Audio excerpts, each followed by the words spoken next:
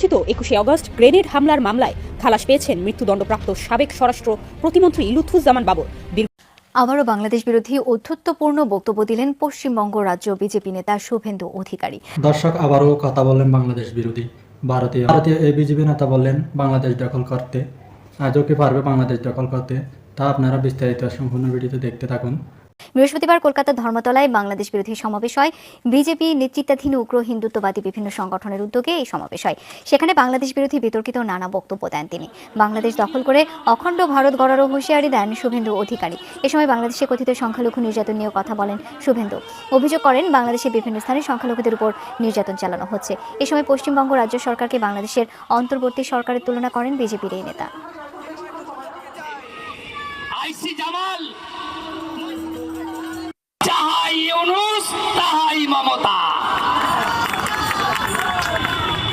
ভাবছেন ওপারে তো হচ্ছে আমার কি, আমরা ওই জিহাদিদের বলি তাকিয়ে দেখ উপরের দিকে, এটা আমরা করব, এটা আমরা করব।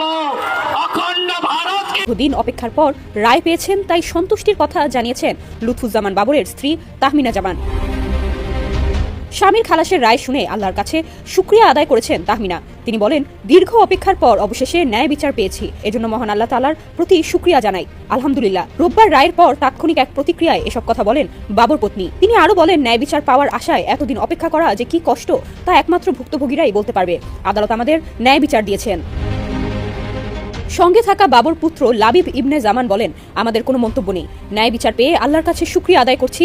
আমরা সবার কাছে ন্যায় বিচার চেয়েছিলাম, খুব শিগগিরই আমার বাবাকে ফিরিয়ে নিয়ে আনতে পারবো, সেই প্রত্যাশার কথাও জানান তিনি।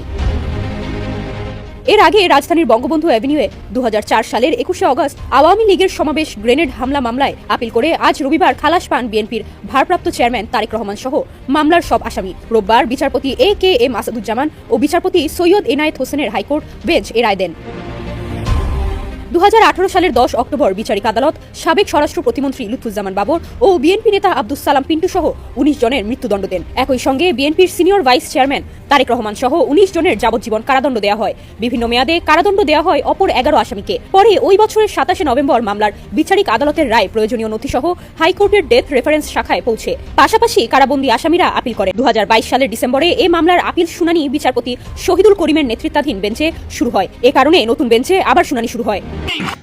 দর্শক, এই ভারতীয় নেতা যে কথাগুলো বললেন তা আপনাদের কেমন লেগেছে, আর আপনাদের মতামত কমেন্ট করে অবশ্যই জানাবেন। আর চ্যানেলে নতুন দর্শক হয়ে থাকলে চ্যানেলটি সাবস্ক্রাইব করে রাখুন।